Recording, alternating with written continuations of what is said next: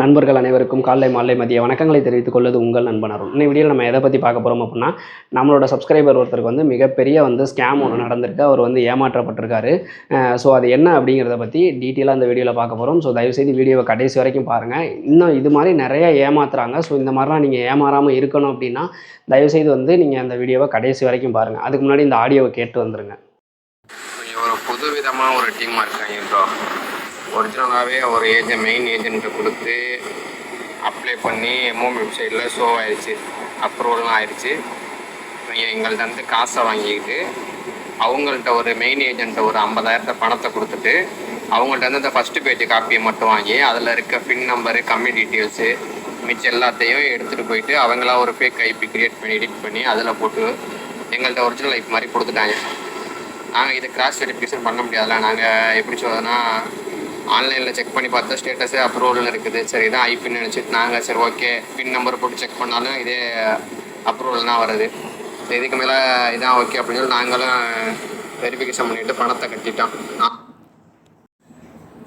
4,20,000 பார்த்தா இவன் மெயின் ஏஜென்ட்டை பணத்தை கட்டாமல் எங்கள்கிட்ட ஃபேக் ஐபியை கொடுத்துட்டு இவன் பாட்டுக்கு டிக்கெட் போட சொல்லும் போது போட்டு போங்க அப்படின்னு சொல்லிட்டாங்க.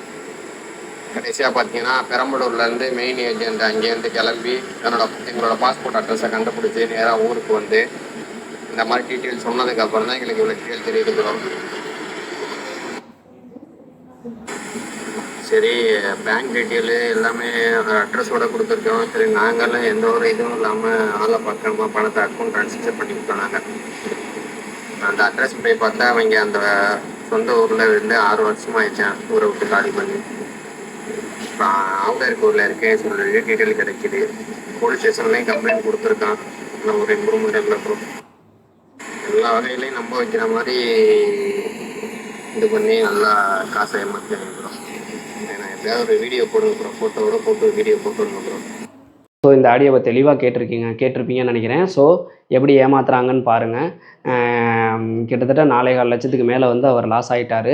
ஆள் எங்கே இருக்காங்கன்னே தெரில. ஆனால் அவர் பேங்க் அக்கௌண்ட்டு அட்ரஸ் எல்லாமே அந்த இதில் தான் இருக்குது. ஆனால் ஆள் எங்கே இருக்காருன்னு தெரியாததுனால செமையாக மாட்டிக்கிட்டார். அவரோட அமௌண்ட்டும் இப்போ ரிட்ரைவ் பண்ண முடியாமல் இருக்குது. போலீஸ் கம்ப்ளைண்ட் கொடுத்தாலுமே அவ்வளோ சீக்கிரம் ரிட்ரைவ் பண்ண முடியாது. ஆளே எங்கே இருக்கலான்னு தெரியாமல் எப்படி ரிட்ரைவ் பண்ணுறது? ஸோ இது மாதிரி நிறையா ஸ்கேம்ஸ் இன்னமுமே நடந்துக்கிட்டு தான் இருக்குது.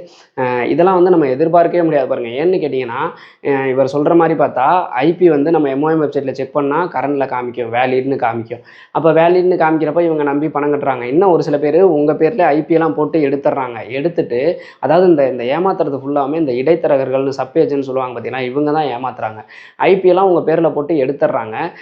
நீங்கள் பணம் கட்டுறீங்கன்னு வச்சுங்களேன், மெயின் ஏஜெண்டாக உங்கள்கிட்ட பேசவே விட மாட்டாங்க. இந்த இடைத்தரகர் தான் உங்கள்கிட்ட பேசிகிட்டே இருப்பாங்க. ஸோ நீங்கள் பணம் கட்டுறீங்க அப்படின்னா இவங்க காசை எடுத்து ரொட்டேஷன் பண்ணிடுறது, காசை கட்டுறது கிடையாது. ஸோ இந்த மாதிரிலாம் பண்ணுறதுனால மெயின் ஏஜென்ட்டுக்கு பணம் போகாது. மெயின் ஏஜென்ட்டுக்கு பணம் போனால் மட்டும்தான் உங்களுக்கு என்ன பண்ணுவாங்க அப்படின்னா டிக்கெட் இஷ்யூ பண்ண சொல்லுவாங்க, உங்களை அங்கே இறக்க சொல்லுவாங்க. அப்படி இல்லைன்னா உங்களை எதுவுமே கான்டாக்டே பண்ண மாட்டாங்க மெயின் ஏஜென்ட். ஸோ இவருக்கு அப்படி தான் நடந்திருக்கு. ஏஜென்ட் மெயின் ஏஜென்ட் இவர்கிட்ட பேசவும் தான் இவர் ஏமாந்ததே தெரிஞ்சிருக்கு. இப்போ என்னாச்சு, இவரோட அமௌண்ட்டும் போச்சு. அவங்க பணம் கட்டலை அப்படின்னா கண்டிப்பாக அங்கே ஐபியை தான் கேன்சல் பண்ணுவாங்க, வேறு எதுவுமே பண்ண மாட்டாங்க. ஸோ வேலையும் போச்சு, பணமும் போச்சு. இந்த மாதிரி மிகப்பெரிய லாஸை சந்திச்சிருக்கிறாங்க. இந்த மாதிரி நிறையா பேர் பார்த்தீங்க அப்படின்னா ஏமாத்துறதே தொழிலாக பண்ணிகிட்டு இருக்கிறாங்க. இன்னும் இந்த அட்வான்ஸ் வாங்கி ஏமாத்துறது, சில பேர்லாம் 1 லட்ச ரூபா வரைக்கும் அமௌண்ட் வாங்கிடுறாங்க. 1 லட்ச ரூபா வரைக்கும் அமௌண்ட்டை வாங்கிட்டு வேலைக்கு 2 மாதம் டைமு 3 மாதம் டைமு அப்படிங்கிற மாதிரி டைம் கொடுக்குறாங்க. அந்த 2 மாதம் 3 மாதம் ரொட்டேஷன் பண்ணிட்டு ஒரு சில பேர் அமௌண்ட்டை ரீஃபண்ட் பண்ணுறாங்க, ஒரு சில பேர் ரீஃபண்ட் பண்ணுறது கிடையாது. இந்த மாதிரிலாம் நடந்துகிட்ருக்கு. இன்னும் ஒரு சில பேர்லாம் நம்மள்ட்ட கம்ப்ளைண்ட் பண்ணுறாங்க. ஒரு சில லைசன்ஸ்டு ஏஜென்சியே வேலை வாங்கி கொடுக்க டிலே பண்ணுறாங்க பிரதர், அமௌண்ட் 1 லட்சம் வரைக்கும் வாங்கிட்டாங்க, மாதக்கணக்காகுது, இன்னும் டிலே பண்ணிகிட்டு இருக்காங்க அப்படிங்கிற மாதிரிலாம் சொல்கிறாங்க. அப்போ இதுக்கெல்லாம் என்ன தான் தீர்வு அப்படின்னு கேட்டிங்கன்னா, அதிகமான தொகையை அட்வான்ஸாக கட்டாதீங்க, அவ்வளோதான். அதிகமான தொகையை அட்வான்ஸாக கட்டினீங்க அப்படின்னா கண்டிப்பாக ப்ராப்ளம் ஆகும். அதே மாதிரி லைசன்ஸ்டு ஏஜென்சி மூலமாக நீங்கள் சிங்கப்பூர் போகணும். வெளிநாடுன்னு போனாவே லைசன்ஸ்டு ஏஜென்சி மூலமாக போங்க. இப்போ இந்த பையன் அமௌண்ட்டு கட்டியிருக்காப்புல, இவர் அக்கௌண்ட் நம்பர் எல்லாம் கொடுத்துருக்காரு, நேரிலே பார்க்கல, அக்கௌண்ட் நம்பர்லாம் கொடுத்துருக்காரு, அட்ரஸ்லாம் அனுப்புனாரு, அதனால் நம்பி கட்டணும் அப்படிங்கிறாங்க. இது லைசன்ஸ்டு ஏஜென்சியாக இருந்து அந்த ஏஜென்சியோட RA நம்பரை வச்சு நீங்கள் செக் பண்ணிவிட்டு பணம் கட்டியிருந்தீங்க அப்படின்னா கண்டிப்பாக உங்களால் கண்டிப்பாக இவர் ஏமாற்றிட்டு உங்களை போயிருக்கவே முடியாது. இப்போ இவர் வந்து இல்லை நான் வந்து சப் ஏஜென்ட் தான்ப்பா, என்னோட லைசன்ஸ் இல்லைன்னு சொல்கிறாங்கன்னு வச்சுங்களேன். அப்போ நீங்கள் எந்த ஏஜென்ட் மூலமாக அப்ளை பண்ணுறீங்க? அவங்க கான்டாக்ட் டீட்டெயில்ஸோ இல்லை அவங்களோட டீட்டெயில்ஸோ கொடுங்க. அவங்க லைசன்ஸ் வச்சுருப்பாங்கல்ல, அந்த லைசன்ஸ் ஏஜென்சி நம்பரையோ இல்லை அந்த லைசன்ஸ் ஏஜென்சி கான்டாக்ட் டீட்டெயில்ஸோ நீங்கள் கொடுங்க. அவங்கள்ட்ட நான் பேசிட்டு பணம் கட்டுறேன்னு சொல்லுங்கள். இப்போ ஒரு உதாரணத்துக்கு சொல்கிறேன், சப் ஏஜென்ட் கீழே இருக்காருன்னு வச்சுக்கோங்க, அவருக்கு மேலே லைசன்ஸ் ஏஜென்சி இருக்காரு, இவர் தான் ரெஃபர் பண்ணுறாரு. அப்படின்றப்ப நீங்கள் என்ன பண்ணணும் அப்படின்னா, நீங்கள் யார் உங்களை யார் ரெஃபர் பண்ணுறது, அந்த லைசன்ஸ் ஏஜென்சியோட கான்டாக்ட் டீட்டெயில்ஸ் கொடுங்க, அவங்கள பேச சொல்லுங்கன்னு சொல்லுங்கள். அவங்க பேசி உங்களுக்கு மூவ் பண்ணாங்க அப்படிங்கிற பட்சத்தில் கண்டிப்பாக உங்களை ஏமாற்றவே முடியாது. ஏன்னா நமக்கு ஏதாவது பிரச்சனை அப்படின்னா அந்த சப் ஏஜென்ட்டை நம்ம விட்டுறலாம், நம்ம அந்த ஆர்ஐ லைசன்ஸ் ஏஜென்சிக்கு அவங்க மேலே நம்ம கம்ப்ளைண்ட் ரைஸ் பண்ண முடியும். அதே மாதிரி அவங்கள்ட்ட நீங்கள் பணம் கொடுக்குறது தான் நல்லது. ஆனால் இப்போ சப் ஏஜென்ட் இருக்காங்கன்னா உங்கள் கமிஷனை நீங்கள் வாங்கிக்கங்க, நான் தரலன்னு சொல்லலை. ஆனால் எனக்கு அவங்கள வந்து இன்ட்ரடியூஸ் பண்ணி வைங்க அப்படிங்கிற மாதிரி சொல்லுங்கள். அதே மாதிரி இப்போ யார் என்னன்னு தெரியாமல், ஒருத்தங்க எந்த டீட்டெயில்ஸுமே தெரியாமல் தயவுசெய்து நீங்கள் அவங்கள்ட்ட வந்து அமௌண்ட்லாம் கொடுக்காதீங்க.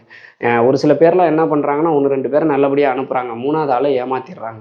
ஸோ இந்த மாதிரிலாம் பண்ணுறாங்க. அப்படி இல்லாமல் ப்ராப்பராக லாங் டேர்மாக பிஸ்னஸில் இருக்கவங்க, லாங் டேர்மாக லைசன்ஸ் வச்சு ரன் பண்ணிகிட்டு இருக்கவங்கள்ட்ட நீங்கள் போனீங்க அப்படின்னா இந்த மாதிரி ஏமாற்றத்தையெல்லாம் தவிர்க்கலாம். ஓகேங்களா? ஸோ இவர் வந்து போலீஸில் கம்ப்ளைண்ட் பண்ணி நம்ம வந்து இதுக்காக தனியாக ஒரு பிளேலிஸ்ட்டே போட்டு வச்சுருக்கோம். அதில் போனீங்க அப்படின்னா வந்து கண்டிப்பாக வந்து நீங்கள் ஏமாற மாட்டீங்கன்னு சொன்னால், இப்படியெல்லாம் இப்போ ஒருத்தன் ஐபியே வந்துருச்சுன்றப்ப அவன் என்ன பண்ணுவான், பணத்தை தானே கட்டுவான். ஐபி வந்துருச்சு அப்படின்னா பணத்தை கட்டிட்டு அவன் போக தானே பார்ப்பான். ஆனால் அதுலேயுமே ஃப்ராடுத்தனம் பண்ணுறாங்க. சில பேர்லாம் அப்ளை பண்ணிட்டோன்னு சொல்லி, ஆஃப்லைனில் அப்ளை பண்ணியிருக்கோன்னு சொல்லி அந்த மாதிரி ஃப்ராடுத்தனம் பண்ணுறாங்க. ஸோ இதுக்கெல்லாம் என்ன வழி அப்படின்னா, ஆர்ஏ லைசன்ஸ் ஏஜென்சி ஹோல்டர் மூலமாக போகிறது தான் பெஸ்ட்டு வழி. அமௌண்ட்டு கொஞ்சம் கம்மியாக இருக்குது, அவங்கள்ட்ட போனால் அமௌண்ட்டு கம்மியாக தான் இருக்கும். யாருனே தெரியாதவங்க ஃப்ரீயாக அங்கே போய் டியூவில் பணம் கட்டிக்கலாம், இங்கே வந்து 1 லட்சம் மட்டும் கட்டினா போதும், 50,000 மட்டும் தான் கட்டினா போதும் அப்படிங்கிற மாதிரிலாம் சொல்கிறாங்கன்னா தயவுசெய்து நம்பாதீங்க. மெடிக்கல் மட்டும் போட்டால் போதும் அப்படிம்பாங்க. அது வந்து மிகப்பெரிய மெடிக்கல் ஸ்கேம். ஸோ இந்த மாதிரி ஸ்கேம் நிறையா பண்ணிகிட்டு இருக்காங்க. அதுக்கு தனியாக நான் ஒரு பிளேலிஸ்ட்டே வச்சுருக்கேன். அதெல்லாம் போய் பார்த்து ஏமாறாமல் நல்லபடியாக தப்பிக்கிறதுக்கு என்ன வழியோ அதை மட்டும் பாருங்கள். இந்த மாதிரி திருட்டு பசங்களெல்லாம் நம்பவே நம்பாதீங்க. ஓகேங்களா? ஐபி வந்தாலுமே அவங்க வந்து இப்போ சப்போஸ் அதான் ஒருத்தவங்க வந்து என்னென்னா ஃபோன் அடித்தா அவங்க ஃபோனை ஆன்சர் பண்ண மாட்டேங்கிறாங்கன்னு வச்சுக்கோங்க. அவங்களாம் நம்ம போயிட்டு பிடிக்கிற மாதிரி இருக்கணும், அவங்க வீட்டுக்கே போய் அவங்கள பார்க்குற மாதிரி இருக்கணும். ஸோ அப்படி யார் ஒருத்தவங்க இருக்காங்களோ அவங்கள்ட்ட மட்டும் நீங்கள் அமௌண்ட் கொடுங்க. ஓகேங்களா? ஸோ இந்த மாதிரியான யூஸ்ஃபுல்லான இன்ஃபர்மேஷன்லாம் தெரிஞ்சதுக்கு மறக்காம நம்ம சேனலை சப்ஸ்கிரைப் பண்ணி வச்சுக்கோங்க.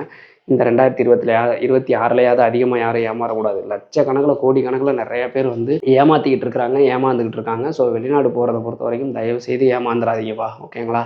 ஸோ நல்லபடியாக வெளிநாடு போகணும், சம்பாதிக்கிறதுக்கு தான் போகிறது, பணத்தை இழக்கிறதுக்காக யாரும் வெளிநாடு போகிறது கிடையாது. அதனால் சேஃபாக வந்து மூவ் பண்ணுங்கள். ஓகேங்களா? ஓகே, பாய்.